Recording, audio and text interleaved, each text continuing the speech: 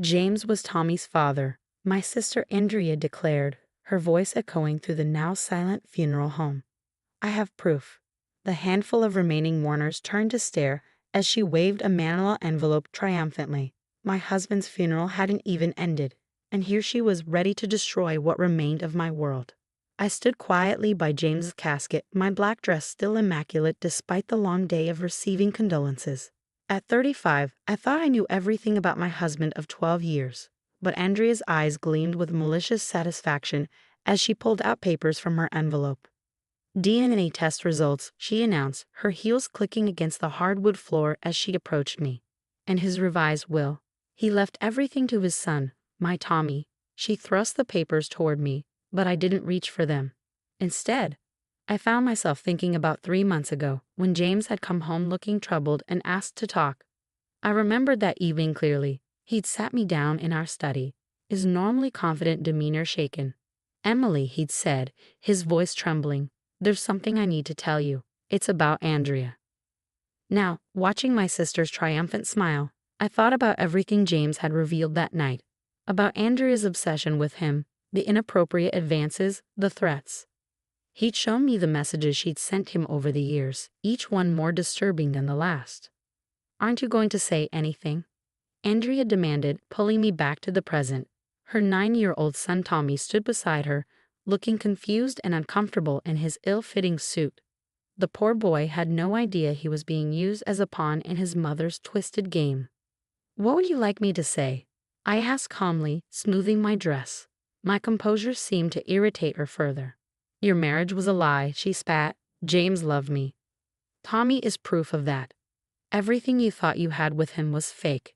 She turned to address the shocked onlookers. "My sister stole James from me in college. I was the one he really wanted." I noticed our mother in the corner, her hand covering her mouth in horror. Dad had left years ago, unable to deal with Andrea's increasingly erratic behavior. Now I understood why he'd warned me to be careful around her. "The will is very clear," Andrea continued, her voice rising. "James changed it just before his accident. Everything goes to his true heir, my son. The house, the savings, everything. You get nothing, Emily, nothing." I watched Tommy shrink further into himself, clearly distressed by his mother's behavior. My heart ached for him. None of this was his fault. "Are you done?" I asked quietly.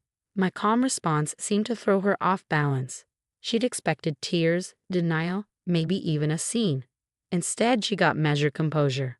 You don't seem surprised," she faltered, her triumphant smile wavering. "Why would I be? James told me everything 3 months ago." The color drained from her face. What?" I reached into my purse and pulled out my own envelope. "He told me about your obsession, Andrea. About the stalking, the manipulated photos, the fake messages. He showed me everything." "You're lying," she whispered, but uncertainty had crept into her voice. "He'd also told me about how you claimed Tommy was his son. That's why he agreed to the DNA test." I paused, letting my words sink in. He wanted proof, one way or another. But what you didn't know was that he had a second test done, one you couldn't manipulate. Andrea's hands began to shake. The remaining mourners watched in stunned silence as I continued. "James was dying, Andrea. The accident didn't kill him, the cancer did. He knew you'd try something like this. That's why he spent his last months gathering evidence, protecting our assets, and making sure the truth would come out." "No," she shook her head violently. "No, you're lying. I have proof." "You have forged documents," I corrected gently, "just like the ones you tried to use 5 years ago with your former boss." "Yes, James told me about that too. About how you claimed your son was his, how you tried to extort money from him. It's all documented." Tommy looked up at his mother, confusion and hurt in his eyes. "Mom, what's Aunt Emily talking about?" Andrea grabbed Tommy's arm. "Don't listen to her. She's just jealous. James loved us." "James never touched you, Andrea. The real DNA test proves it. Tommy deserves better than to be used as a weapon in your vendetta against me." The room had grown so quiet you could hear a pin drop. I opened my envelope, ready to reveal what James had left me, the truth that would change everything. But that would have to wait for another moment because Andrea's face had contorted with a rage I'd never seen before. Andrea lunged forward, her perfectly manicured nails reaching for my envelope. I stepped back, keeping my composure even as she lost hers completely. "You've always been jealous of me," she screamed, her carefully crafted image crumbling. "First with Mom and Dad, then with James. You couldn't stand that he loved me first." "Mom, please stop," Tommy pleaded, tears streaming down his face. Our mother rushed forward, finally breaking free from her shocked stupor to pull Tommy away from the scene. I watched my sister's breakdown with a mixture of pity and resignation. James had warned me this would happen. "She'll try to destroy you when I'm gone," he'd said during one of our last conversations. "But I've made sure she can't." "You want to know what's in here, Andrea?" I asked, holding up my envelope. "The real DNA test results, yes. But also something else. Security footage from James's office, from the day you showed up claiming Tommy was his son." Her face went pale. "You're bluffing." Camera date, March 15th, 4:30 p.m. "You threatened to ruin his reputation if he didn't pay you monthly support. You said you'd tell everyone he'd taken advantage of you during my wedding." "Stop," she whispered. But James was smarter than that. He recorded everything. Every threat, every manipulated photo you sent, every attempt to blackmail him. He kept it all. The remaining funeral guests watched in horror as Andrea's carefully constructed lies unraveled. Tommy had buried his face in our mother's dress, his small shoulders shaking with sobs. "Why?" I asked, my voice softening. "Why would you do this to your own son? Make him believe lies about his father?" "Because you took everything," she shrieked. "You were always the perfect one, the responsible one, the one they loved best. Then you took James too." "I didn't take James. He chose me, and you spent 12 years trying to destroy that choice."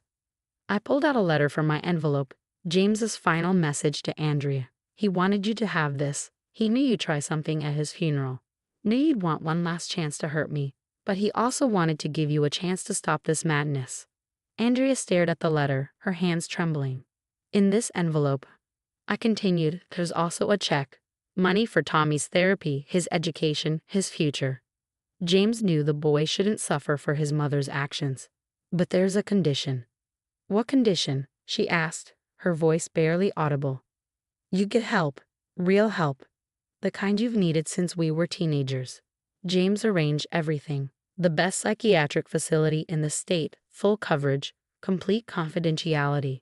You just have to choose to take it."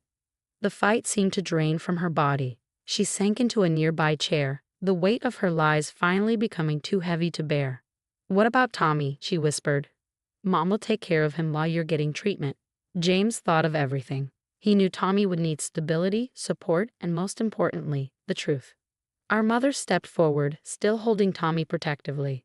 "Andrea, please, let us help you. Let Tommy have a chance at a normal life." I watched as my sister's carefully constructed facade crumbled completely. The designer outfit, the perfect makeup, the practiced confidence, it all fell away, leaving only a broken woman who'd spent years living in a fantasy of her own creation. I never meant," she started, then broke down in tears. I knelt beside her, remembering the sister she used to be before the lies consumed her. "I know," I said softly, "but it's time to stop. For Tommy's sake, if not for your own." Tommy approached us cautiously. "Mom," his voice quivered. "Is it true? About my real dad?"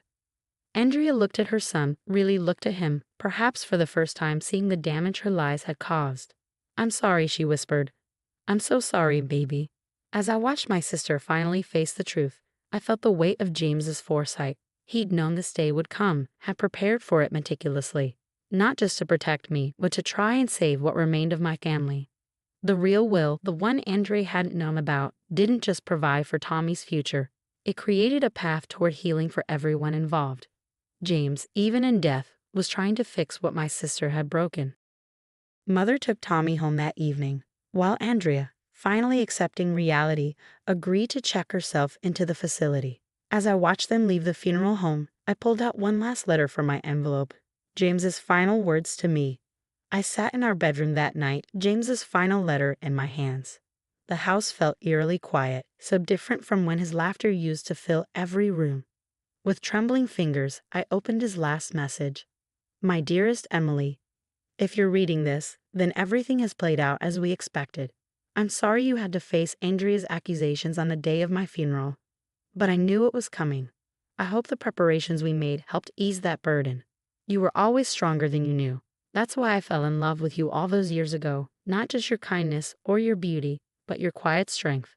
The same strength that helped me through my darkest days with cancer, even when I couldn't tell you the whole truth about Andrea's threats. I need you to know that every moment with you was real. Every laugh, every tear, every simple Tuesday morning coffee, it was all real. Andrea's obsession tried to poison that, but she never succeeded. Our love was always stronger than our lies. Take care of Tommy. He's an innocent in all this, and he'll need someone to show him what genuine love looks like. You've always had such a gift for healing broken things. Help heal him too. And Emily, don't let this be the end of your story. You're only 35, with so much life ahead of you. Live it fully, love again if you find someone worthy, and know that my love for you was complete and unchanging. Forever yours, James. Tears rolled down my cheeks as I finished reading. Even now, he was taking care of me, of everyone. I tucked the letter away and pulled out my phone, seeing several messages from Mom about Tommy. He's sleeping now, or text read. Asked about you. Would you come visit tomorrow? I replied with a yes, knowing James was right. Tommy needed us now more than ever. The next few months brought changes I never expected. Andrea's time in treatment revealed years of untreated mental health issues, delusions that had warped her perception of reality. Tommy, with the help of therapy, began to understand that his mother's lies didn't define him. I kept my promise to James, becoming a steady presence in Tommy's life. We spent weekends together, working in the garden James had loved, talking about everything and nothing.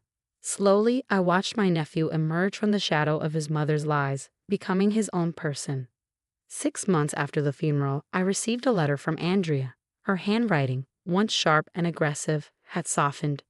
Dear Emily, the doctors say writing this letter is part of my healing process, but the truth is I've owed you these words for years. I'm sorry for everything. The lies, the manipulation, the pain I caused you and Tommy. The doctors helped me understand that my obsession with James wasn't love. It was a symptom of something broken inside me. You didn't steal my life, as I convinced myself. I stole years from Tommy's life with my lies, and I nearly stole your chance to grieve James properly. I don't expect forgiveness. I don't deserve it. But I want you to know that I'm finally seeing things clearly. Tommy talks about you in his weekly visits, about the garden, the stories you tell him, the way you're helping him understand that family can be honest and loving. Thank you for being what I couldn't be for him. Andrea. I folded the letter carefully, thinking about James's words about healing broken things. Perhaps that healing could extend to my sister too in time. A year after James's funeral, I stood in our garden with Tommy, planting new bulbs for spring. He'd grown taller, his smile easier, the weight of his mother's lies lifting gradually from his shoulders. Aunt Emily, he asked, patting soil around a daffodil bulb. Do you think Mom will get better? I looked at my nephew, seeing both the hurt he carried and the hope he was learning to embrace. I think she's trying, I answered honestly, and that's the most important part. He nodded, wisdom beyond his years in his eyes. Like these flowers, right? They need time and care to grow properly, no shortcuts. Exactly like that. I smiled, remembering James's words about my gift for healing broken things. That evening, as I sat on the porch watching the sunset, I felt a deep sense of peace. James had known exactly what we'd all need, not just protection from Andrea's lies, but a path toward healing. His final gift hadn't just been the practical arrangements he'd made, but the chance for our broken family to grow something new from the ashes of the past. Tommy was spending more time with Andrea now, their relationship slowly rebuilding on a foundation of truth rather than lies. My mother had found her strength, becoming the parent she should have been years ago. And I was learning that love doesn't end with loss. It transforms, becoming something new but no less beautiful. James had been right. This wasn't the end of my story, it was just the beginning of a different chapter.